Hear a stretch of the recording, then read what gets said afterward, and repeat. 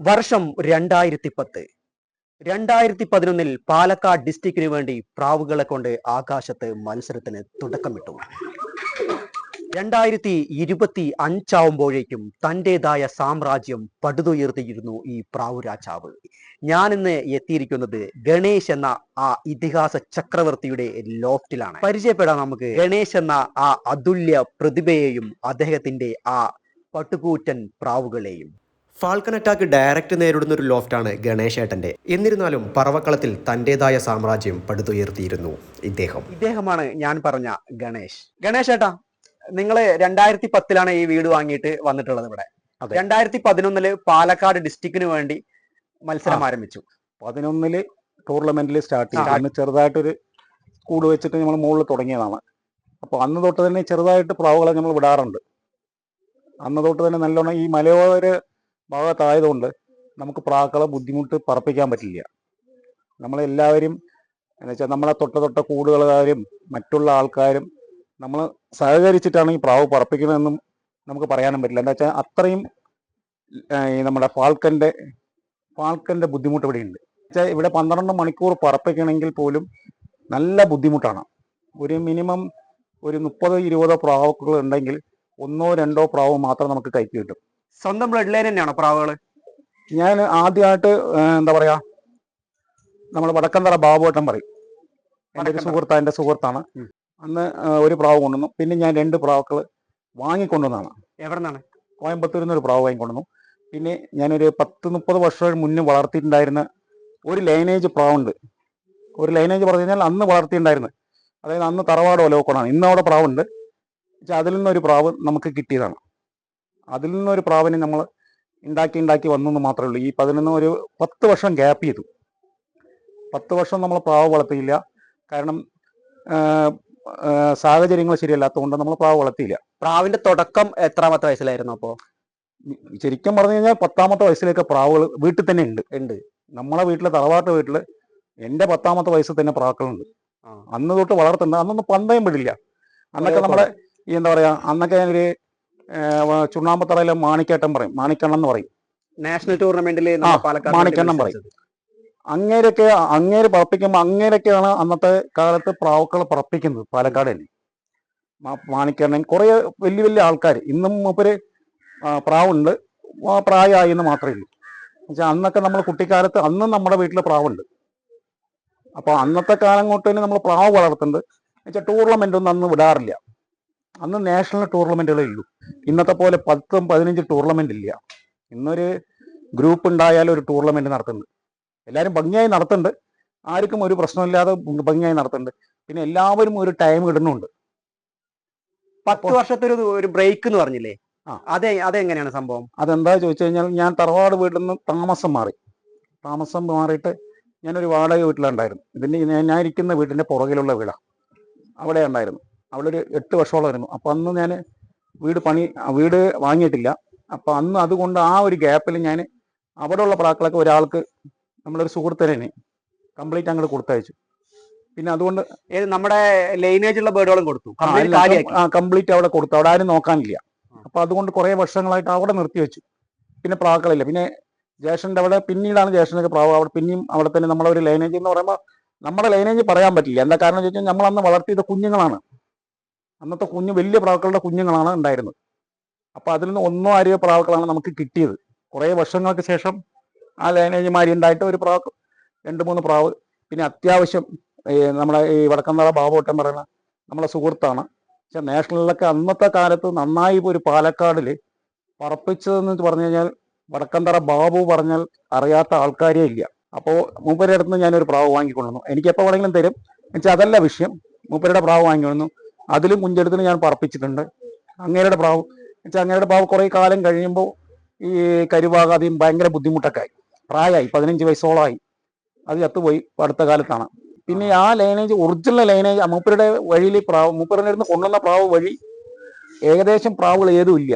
പിന്നെ എൻ്റെ ഞാൻ ഒരു സബ്ജിയിലെ ഒരു പ്രാവാണ് ഏറ്റവും നമ്മുടെ തറവാട്ടിൽ നിന്ന് കിട്ടുമ്പോൾ ഒരു വാലുകറുപ്പിലെ ഒരു വെള്ളയിലെ പ്രാവാണ്. അന്നത്തെ കാലത്തിന് ഞാൻ ഒലവക്കോട് പറന്നിട്ടുണ്ട് പ്രാവ്. സമയം നമ്മൾ ടൂർണമെന്റ് ഒന്നുമില്ല, നല്ല കുട്ടിക്കാലാണ്. ഫീമെയിൽ? അത് മെയിലായിരുന്നു. അത് ഒരുമാതിരിപ്പെട്ട ഒലവക്കോട്ടിൽ ഒരുമാതിരിപ്പെട്ട എല്ലാവർക്കും ആ ഒരു പ്രാവ് പറന്നതറിയാം. എവിടെ കൊണ്ടുപോയി വിട്ടാലും വരും. അതിന് കുറെ ഒരു പയ്യൻ കൊണ്ടുപോയി വർഷം ഓർമ്മയുണ്ട് എപ്പോഴാണ്? ഒരു 89 89. 89 90 കാലങ്ങളല്ല, 89 കാലത്തിൽ ആ സമയത്ത്. അപ്പൊ പിന്നെ ഞാൻ അങ്ങനെ പ്രാവൊന്നും ഉണ്ടായിരുന്നില്ല. പിന്നെ ഇടയിൽ വീട്ടിൽ അവിടെ 2-3 പ്രാവുകൾ നമ്മളെ ഇവിടെ കന്നറ ബാബോട്ടിനടുത്ത് തന്നെ കൊണ്ടുവന്ന് വെച്ചു. അത് ശരിയല്ല, അതിനും ആരോ എടുത്തിട്ട് പോയി, നോക്കാനുള്ള ആളില്ലാത്തത് കൊണ്ട്. പിന്നെ അങ്ങനെ പ്രാക്കളെ വെച്ച് പിന്നെ പിന്നെ അത്യാവശ്യമായിട്ട് ഞാൻ പ്രാവ് കൊണ്ടുവന്നിരിക്കുന്നത് വെച്ച് കഴിഞ്ഞാൽ, എനിക്ക് പോയ വർഷം മറ്റേ കള്ളിക്കാട് മണി എനിക്ക് 2 പ്രാക്കുഞ്ഞുങ്ങൾ ഓട്ടാൻ തന്നിട്ടുണ്ടായിരുന്നു. എനിക്കന്ന് എന്താ പറയാ, പെട്ടെന്ന് പ്രാക്കളൊക്കെ അസുഖം വന്നിട്ട് ഒരു 100 ചില്ലാനം പ്രാവ് ചത്തുപോയി. അത് കഴിഞ്ഞ 2024. അതെ, 24 കഴിഞ്ഞ വർഷത്തിൽ. നമുക്ക് 24 2011 ഇവിടെ വന്നത്. 2011 മത്സരം വിട്ടിട്ടുണ്ടല്ലോ. അതെ, അത് നമ്മൾ കോയമ്പത്തൂരിൽ നിന്ന് കൊണ്ടുവന്നിട്ടുള്ള ഒരു ലൈനേജ് നിങ്ങൾ ഉണ്ടാക്കി വെച്ചിട്ടുണ്ട്. കോയമ്പത്തൂരിൽ നിന്ന് ലൈനേജ് എന്ന് പറയാൻ പറ്റില്ല. കോയമ്പത്തൂർ ലൈനേജ് എന്ന് പറയാനുള്ള പ്രാവുകളല്ല. കോയമ്പത്തൂരിൽ നിന്നും ഇവിടുന്ന് എൻ്റെ പഴയ ഒരു പ്രാക്കൾ കിട്ടിയതും ഈ 2-3 പ്രാക്കൾ മാത്രമേ ഉണ്ടായിരുന്നുള്ളൂ. ആ പ്രാവിൽ നിന്ന് അന്ന് ഉണ്ടായിരുന്ന അന്ന് തന്നെ ആ പ്രാവിന് വയസ്സുണ്ട്. ആ വഴി പ്രാവിൽ ഒരെണ്ണം എൻ്റെ കയ്യിൽ ഇപ്പോഴും ഉണ്ട്. ആ വെള്ള വഴി പ്രാവിൽ ഇപ്പോഴും എൻ്റെ കയ്യിലുണ്ട്. അതിപ്പോൾ 15 വയസ്സ് മേതെയായിട്ടുണ്ട്. 15 വയസ്സിന്റെ മേലെ ആയിട്ടുണ്ട് ആ പ്രാവ്. അതാണോ പെണ്ണോ? ആണാണ്. അതിന് കരുവൊന്നാവില്ല. നമ്മളതിനെ എന്താ പറയുക, നമ്മളൊരു ഹോബിക്ക് അത് വെച്ച് വളർത്തണതുകൊണ്ട് അതിപ്പോഴും ഞാൻ സൂക്ഷിച്ചു വെച്ചിരിക്കുക. പിന്നൊന്ന് വീട്ടിലെ സാഹചര്യം പറഞ്ഞാൽ, വീട്ടിലെ എവിടെ ആര് പ്രാവ് വളർത്താണെങ്കിലും വീട്ടിലൊരു സപ്പോർട്ട് ഇല്ലെങ്കിൽ നമുക്ക് ആർക്കും പ്രാവ് വളർത്താൻ പറ്റില്ല. ഗണേശന്റെ വർക്ക് എന്താ ചെയ്യണേ? ഞാൻ മെക്കാനിക്കലാണ്, വർക്ക്ഷോപ്പ് മെക്കാനിക്കലാണ്. പിന്നെ അവിടെ ഞാനും തനിച്ചാണ്. ഇപ്പൊ ഒരു പയ്യൻ സ്റ്റാഫും ഉണ്ട്. പിന്നെ ഇതിന്റെ ഇടയിലൊക്കെ എന്ന് വെച്ച് കഴിഞ്ഞാൽ, നമ്മൾ ഈ സീസൺ ടൈമിൽ പോലും നമ്മൾ ഇതിന് പ്രാക്കൾക്ക് വേണ്ടി നമ്മൾ പറത്താൻ വേണ്ടി നമ്മൾ നോക്കുന്നില്ല. നമ്മൾ പറത്തണം എന്ന് പറഞ്ഞ് ഇവിടെ തന്നെ ഇരുന്ന് നമ്മൾ പറത്തുന്നില്ല. നമ്മളെ പറപ്പിക്കുമ്പോൾ നമ്മൾ വിട്ടിട്ട് പോവാണ്. നമ്മൾ പ്രാവിനെ വിട്ടിട്ട് പോകും. ഉച്ചയാകുമ്പോൾ ഊണ് കഴിക്കാൻ വരുമ്പോൾ നോക്കും, പറക്കണ്ടോ നോക്കും. വൈകുന്നേരം പറക്കണ്ടോ നോക്കും.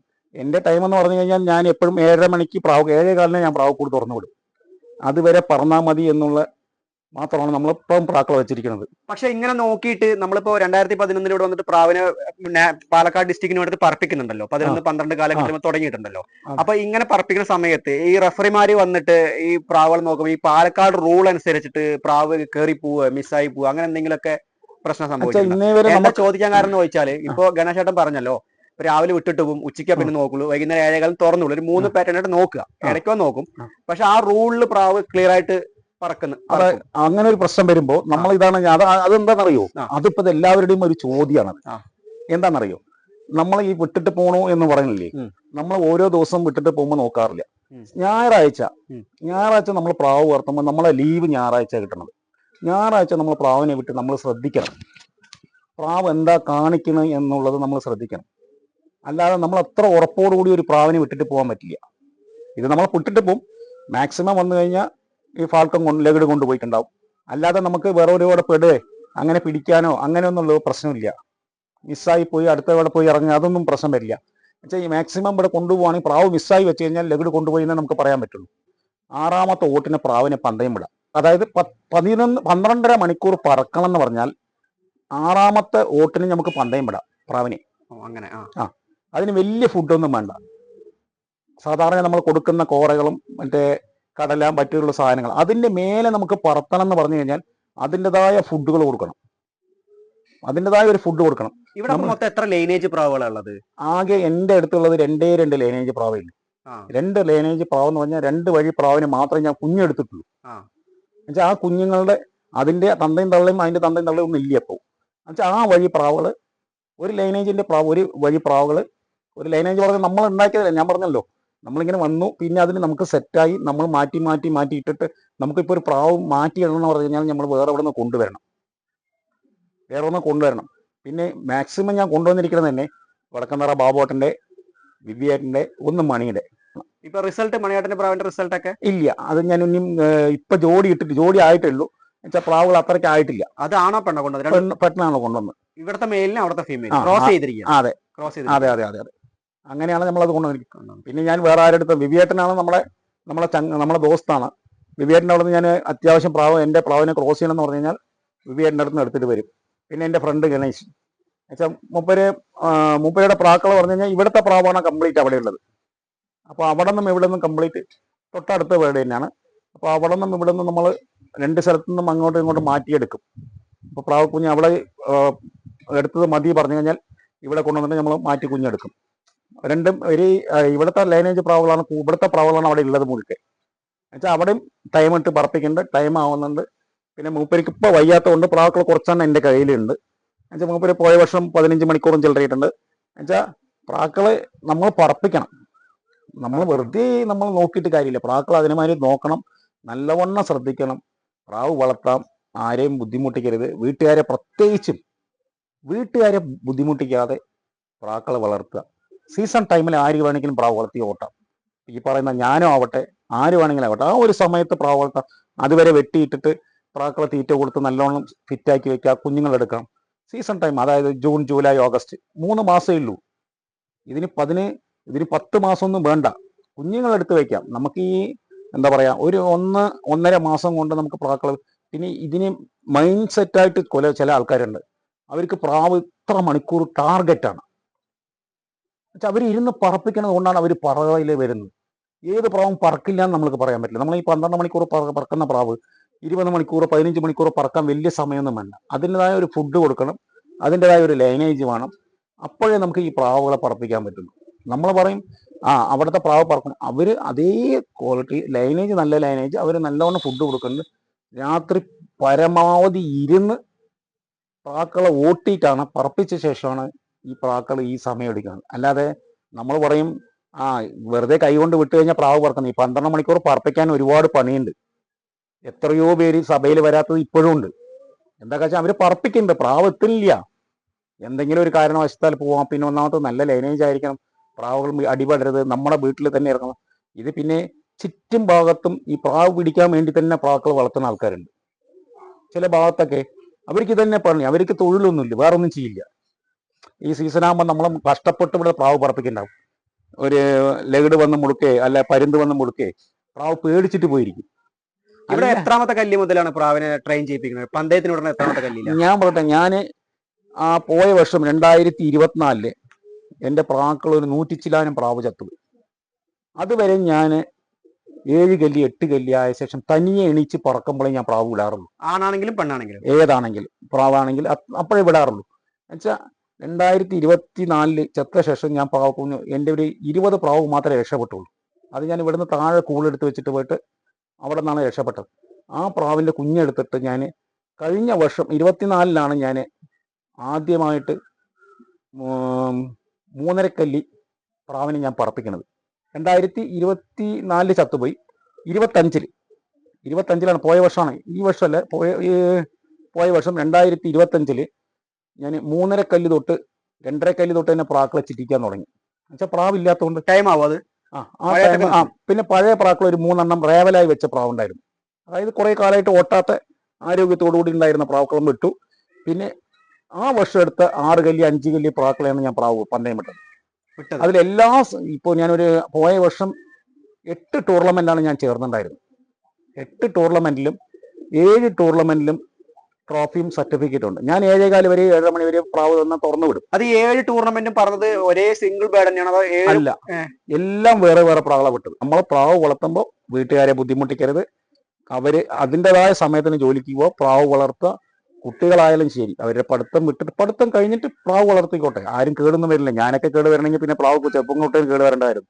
അതുകൊണ്ട് കേട് വരാറില്ല. പറയണത്. അപ്പൊ പ്രാവിനെ കാണിച്ചു തരാം, വരും. ഷെഡും കാര്യങ്ങളൊക്കെ കാണാം. മനോഹരമായൊരു ലോഫ്റ്റാണ് ഗണേശേട്ടന്റെ. അപ്പൊ ആള് നമുക്ക് വേണ്ടിയിട്ട് പ്രാവുകളൊക്കെ കാണും. ഇത് അവായിക്കൂടാണ് പ്രാവുകളെ പഴക്കാൻ വെച്ചിരിക്കുന്നത്. ലോഫ്റ്റ് ഏകദേശം ഒരു രൂപം കാണിച്ചു തരാം. ഇങ്ങനെയാണ് ലോഫ്റ്റ്. ഇവിടെ ഫാൽക്കന്റെ ശല്യം നന്നായിട്ടുണ്ട്.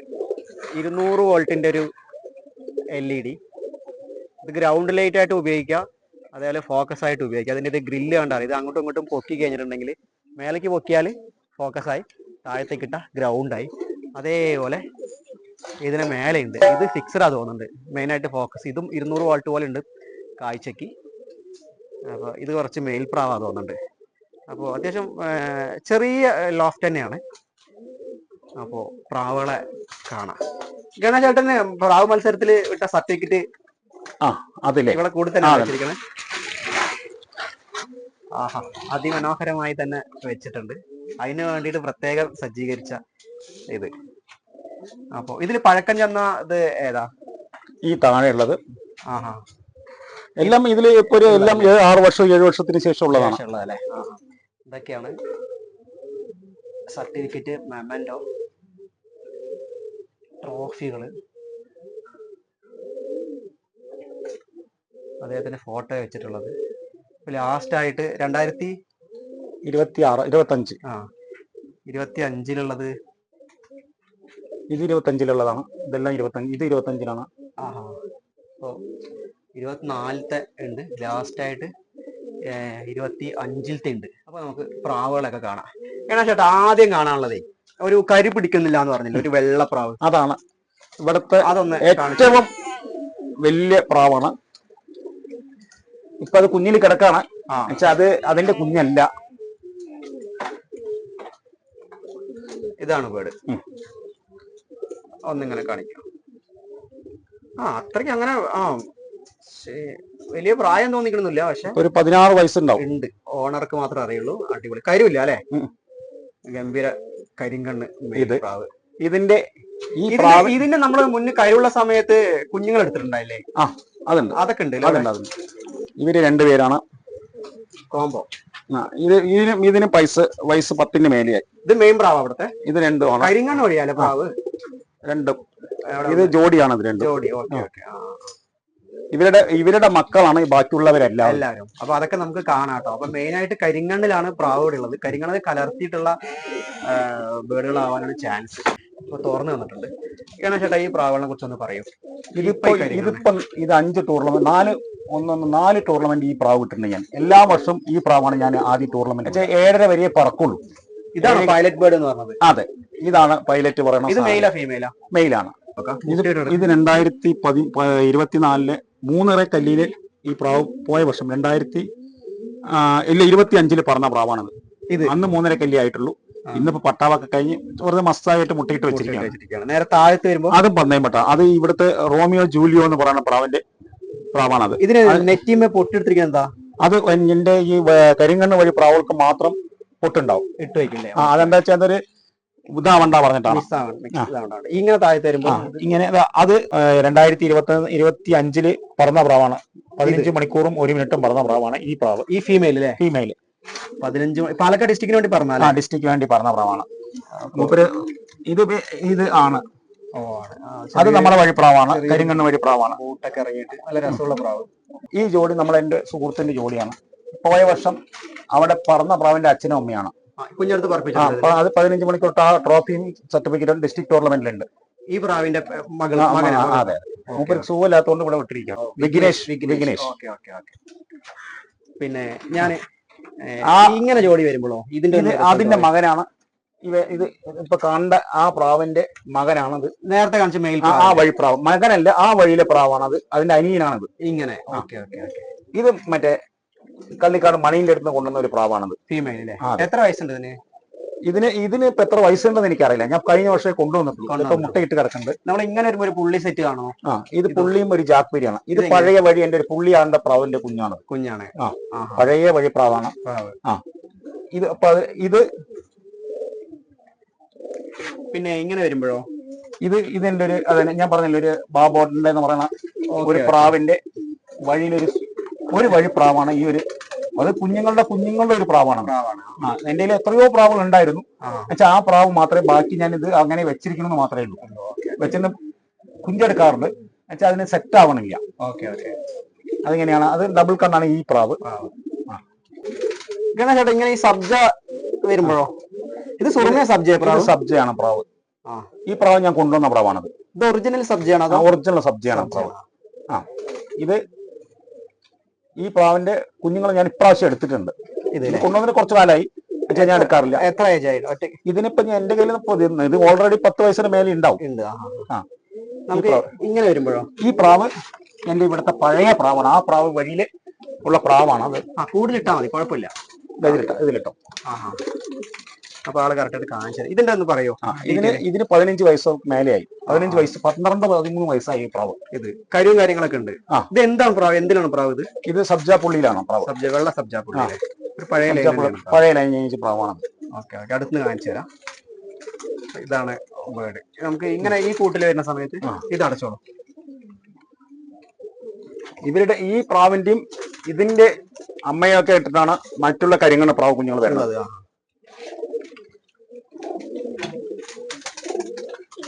നമുക്ക് ഇങ്ങനെ വരുമ്പോ ഒരു ജാക്പിരിയാണ്. ഇത് ജാക്പിരി. ഇത് ഇവിടുത്തെ ലൈൻ തന്നെയാണോ? അല്ല, ഈ ജാക്പിരി ഇവിടുത്തെ ലൈനല്ല. ഇവിടുത്തെ ലൈനല്ല, അത് ഗണേശേട്ടന്റെ ലൈനാണ്. ഗണേശേട്ടൻ അവിടെ നിന്ന് കൊണ്ടുവന്ന പ്രാവാണ്.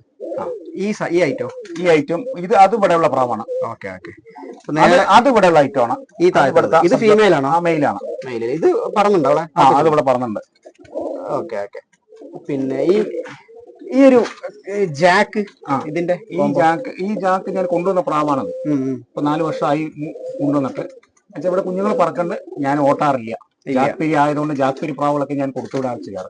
ഇവിടെ വെള്ള പ്രാവാണ്. അതെ അതെ. ഈ ഒരു ഇങ്ങനെ വരുമ്പോ വെള്ളയോ? ഇത് ഇവിടുത്തെ തന്നെയാണ്. ഇതാണ് ശരിക്കും ഇപ്പൊ ഒരുപാട് ആൾക്കാർ ജോഡി ഇടുന്ന കളർ. ഈ കണ്ണുകൊണ്ട് കറുപ്പ്, അത് മഞ്ഞക്കണ്ണും ഇത് കരിങ്കണ്ണും പ്രാവാണ്. അത് നമ്മുടെ കരിങ്കണ്ണ വഴി പ്രാവ് തന്നെയാണ്. അത് ആ പ്രാവ്. ഇത് നമുക്ക് ഇങ്ങനെ വരുമ്പോ അത് രണ്ടും മഞ്ഞക്കണ്ണ പ്രാവുകളാണ്. ആ പ്രാവിനൊന്ന് കാണിച്ചു തരാം. അറ്റത്തുള്ളത് മുട്ടേ കിടക്കണത്. ആ മുട്ടേ കിടക്കാണ്. അത് പുറത്തിങ്ങനെ വിട്ടാൽ മതി. ഇത് മെയിലല്ലേ? അത് മെയിൽ പ്രാവാണ്. മെയിൽ പ്രാവാണ്. പിന്നെ ഇതൊരു പ്രാവ്. ഇത് പന്തയംപെട്ട പ്രാവാണ്. ഇവിടെ ഇത് 2014 പന്തയംപെട്ട പ്രാവാണ്. സർട്ടിഫിക്കറ്റ് ഒക്കെ അതെ മേടിച്ചിട്ടുള്ളത്. മെയിലാണ്. മെയിലല്ല, ഫീമെയിൽ ആണ്. ഇത് ഫീമെയിൽ ആണോ? Okay okay. ഇതും ജാക്ക് വഴി പോലെ ഉണ്ട് അല്ലേ? അല്ല, സബ്ജാപ്പുള്ളി. അത് ആ പ്രാവിന്റെ വഴിയാണ്. ആ മുകളിലുള്ള ബൂതിയുള്ള പ്രാവിന്റെ വഴിയാണ്. Okay okay. ഇത് അതും ഇവിടുത്തെ പഴയ പ്രാവാണ്. ഇത് വിട്ടുണ്ടോ? മത്സരം വിട്ടുണ്ടോ? ഇല്ല ഇല്ല ഇല്ല, അത് വിട്ടില്ല. മത്സരം വിട്ടത് പിന്നെ വിട്ടതയ്ക്കുന്ന പ്രാവ് ഇപ്പുറത്തുള്ള ഇതുള്ളത്. ഈ തലതിരിച്ചിലുള്ള പ്രാവ്. ഇത് ഒരു 5 വർഷത്തോളം ഞാൻ ടൂർണമെന്റ് വിട്ടിട്ടുണ്ട്. എല്ലാം 7 മണി വരെ പറക്കുള്ളൂ. തലതിരിച്ചിലായ പുള്ളിയാണല്ലേ? അതെങ്ങനെ വെച്ചിരിക്കുകയാണ് ആ പ്രാവ്. പിന്നെ ഗണേശേട്ടാ, ഇപ്പൊ വേറൊരു വലിയൊരു വെള്ളാണ് എടുത്തില്ല ഒരു കൂട്ടിനുള്ളത്. അതിനകത്ത് പ്രാവ്, വലിയ പ്രാവുകളുണ്ടോ ഈ കൂടിനകത്ത്? ഇതൊക്കെ ഒന്ന് കാണിച്ചു തരും. ഇവര് ഇതില് ഞാൻ ഒന്ന് ഇങ്ങോട്ടൊന്ന് പോട്ടെ. ഈ കുറുങ്ങണ പ്രാവ് അത് ഇവിടുത്തെ പ്രാവ് തന്നെയാണ്. ഇത് എത്ര വയസ്സുണ്ട് ഈ പ്രാവിന്? ഇതിന് 10 വയസ്സോളായിട്ടുണ്ട് ആ പ്രാവിന്. ഇപ്പൊ കുഞ്ഞെടുത്തോണ്ടിരിക്കുന്നു. കുഞ്ഞെടുത്തോണ്ടിരിക്കുന്നു. കുഞ്ഞെടുത്തിട്ടുണ്ട്. വലിയ നല്ല മെയിൽ പ്രാവ്. നേരെ ഇങ്ങനെ വരുമ്പോ ആ പ്രാവ്, ആ വെള്ളപ്രാവിന്റെ വെള്ള ആന്റെ കുഞ്ഞാണ് അപ്പുറത്തെ വെള്ള ഇരിക്കുന്നത്. നമ്മൾ ആദ്യം വെള്ള കാണിച്ചത്. വെള്ള. പക്ഷെ അതിന്റെ ചുണ്ടും ഇതൊക്കെ അത് വേറെ, അതിന്റെ അമ്മ വേറെയാണ്. അങ്ങനെ ക്രോസ് ചെയ്ത് അമ്മ ചത്തുപോയി. ഇത് സുറുമയല്ലേ പ്രാവ്? അതെ. ഇത് മെയിലല്ലേ? മെയില്. മെയില്. ഇപ്പൊ ഇങ്ങനെ ഒരു സുറുമ കാണിക്കുന്നത് അത് ഞാൻ വിവേകിന്റെ അടുത്ത് കൊണ്ടുപോകുന്ന പ്രാവാണ്. കത്തങ്ങ അല്ലെ? ഗംഭീര പ്രാവ്. ശരിയാണ്. കുഞ്ഞെടുത്തിട്ടുണ്ടാ? കുഞ്ഞെടുത്ത്. അയ്യല്ല, ഈ പ്രാവ് കുഞ്ഞെടുത്തിട്ടില്ല. ഞാൻ എടുത്തില്ല. കൊണ്ടുവന്നിട്ട് ഇപ്പൊ 2 വർഷം ആയിട്ടുള്ളൂ. ഓക്കെ. ഇതോ ഇങ്ങനെ ഒരു അത് അതിന്റെ ആ വീട്ടിലത്തെ പ്രാവാണ്. അത് കരിങ്കണ്ണ സബ്ജയാണ്. കരിങ്കണ്ണിലാണ് പ്രാവ് സബ്ജ. സബ്ജ പെട്ട അല്ലെ? സബ്ജ പെട്ടയാണ്. അടുത്തുനിന്ന് കാണാം. സബ്ജ ഫീമെയില്, വെള്ള ആണ്. പിന്നെ ഇതൊക്കെ ഫീമെയിലുകൾ അല്ലേ? ഇതെല്ലാം ഫീമെയിൽ. ഇതിൽ പറഞ്ഞ പ്രാവ് അല്ലാത്തൊക്കെ ഉണ്ടോ? പന്തയംപെട്ട പ്രാവുകളും എല്ലാ പ്രാവുകളും ഇതിനകത്തുണ്ട്. ഇതിനൊന്ന് ജസ്റ്റ് ഒന്ന് ഉള്ളിക്കൊന്ന് വെക്കട്ടെ. ഇതിന്റെ ഇതൊക്കെ ഫീമെയിലാണ്. എല്ലാം ഫീമെയിലാണ്. ഇതിൽ പറപ്പിക്കുന്ന പ്രാവുകളുണ്ടോ അതോ ബ്രീഡിംഗ്? ഇപ്രാവശ്യം ഇതിലൊരു 15 പ്രാവോളം പറപ്പിക്കാൻ വേണ്ടി വെച്ചിരിക്കുകയാണ്. ബാക്കിയൊക്കെ കുറച്ചൊക്കെ ബ്രീഡിംഗ്. അതെ. ആ പ്രാവ ജാക്ക് തലപ്പുള്ളി, ആ പ്രാവളില്ലേ, ആ ജാക്ക് തലപ്പുള്ളിയില് ഈ മേലെ നിൽക്കണത്, ഇവിടെ നിൽക്കണ പ്രാവുകള്, ഇതൊക്കെ ഇപ്പൊ പ്രാവശ്യം ചിറക് കൊടുത്ത് നിർത്തിയിരിക്കുകയാണ്. വലിയ പ്രാവാണ്. അതെ അതെ. ഇതൊരു കത്തങ്ങ ഈ പ്രാവ്, ആ സബ്ജയുടെ പ്രാവിന്റെ കുഞ്ഞാണ് ഈ കത്തങ്ങ കളർ. ഇങ്ങനെ കെട്ടിയിരിക്കണം. ഇതിലെ ഇതായി നിൽക്കണത്. അതിന് ചിറ്റിച്ചിട്ടില്ല. ഇതിൽ കുറെ പേര് ചിറ്റിക്കാത്ത പ്രാവാണ്. അപ്പൊ ഇതൊക്കെ ഫീമെയിൽ ആണ് ഇവിടുത്തെ. പക്ഷെ ഇതിൽ പറപ്പിക്കുന്ന പ്രാവും ഉണ്ട്. ഇപ്പൊ ആ മെയിലിന്റെ ഒപ്പം നിന്നാൽ ഇതിന്റെ കറക്റ്റ് ആയിട്ട് അറിയില്ല. പക്ഷെ ഇങ്ങനെ കോമൺ ആയിട്ട് വെച്ചതുകൊണ്ട് അപ്പൊ ഇങ്ങനെ ഇതാണ് ഇവിടുത്തെ ഫീമെയിൽ പ്രാവുകളൊക്കെ. ഏകദേശം കാണിച്ചു തരാം. അപ്പോ ഇങ്ങനെ ഇനി ഒരു കൂടും കൂടിയിട്ട് തുറക്കാനുണ്ട്. പിന്നെ കുറച്ച് കുഞ്ഞുങ്ങളുണ്ട്. അപ്പോ നമുക്ക് അതും കൂടിയിട്ട് വേഗം കാണാം. ഇത് ഈ സബ്ജ ഇതിപ്പോ പറപ്പിക്കാൻ വേണ്ടി വെച്ചിരിക്കുകയാണ്. അത് ഇതോ? അത് പോയ വർഷം പന്തയംപെട്ട പ്രാവാണ്. 12 മണിക്കൂറും 15 മിനിറ്റും പറഞ്ഞിട്ടുണ്ട് പ്രാവ്. അത്രേ പറപ്പിക്കുള്ളൂ ഞാൻ. ഈ താഴത്തൊരു പ്രാവ് അത് ഈ വർഷം പറപ്പിക്കാനുള്ള മറ്റേ ലൈനേജില് വെള്ള കരിങ്കണ്ണ ലൈനേജ്. ഇതും പന്തയംപെട്ട പ്രാവാണ്. ഇത് കഴിഞ്ഞ സീസൺ പറപ്പിക്കും.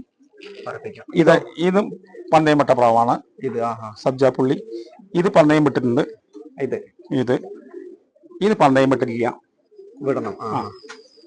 പിന്നെ അടുത്ത പന്തയം വിടാനുള്ള പ്രാവ് ഈ പ്രാവാണ്. ഇവനെ ചാടിപ്പോയത്. അപ്പൊ ഇവനെ പന്തയം വിടണം. അത് ഇവിടുത്തെ കുഞ്ഞാണ്. അതിനൊരു കണ്ണ് കാണില്ല. അത് അങ്ങനെ വെച്ചിരിക്കുകയാണത്. പറപ്പിക്കാനും പറ്റില്ല. അല്ല, പറപ്പിക്കാൻ പറ്റില്ല. അത് ജോഡിയാണത്. ഇതെങ്ങനെ? അത് ജോഡി ഇപ്പൊ ഇട്ടിരിക്കുകയാണത്. ഇതാണ് ഇവിടുത്തെ പ്രാവുകളൊക്കെ. പക്ഷെ ഒരു നഷ്ടം എന്താണെന്ന് വെച്ചിട്ടുണ്ടെങ്കിൽ ഇവരൊന്നും കറക്റ്റ് ജോഡിയിൽ കണ്ടില്ല. ചില പ്രാവുകളൊക്കെ ജോഡിയിൽ കറക്റ്റ് ആയിട്ടുള്ളത് കാണാൻ മാത്രം പറ്റിയിട്ടില്ല. പക്ഷെ ബാക്കി എല്ലാ ഭാഗങ്ങളും കണ്ടിട്ടുണ്ട്.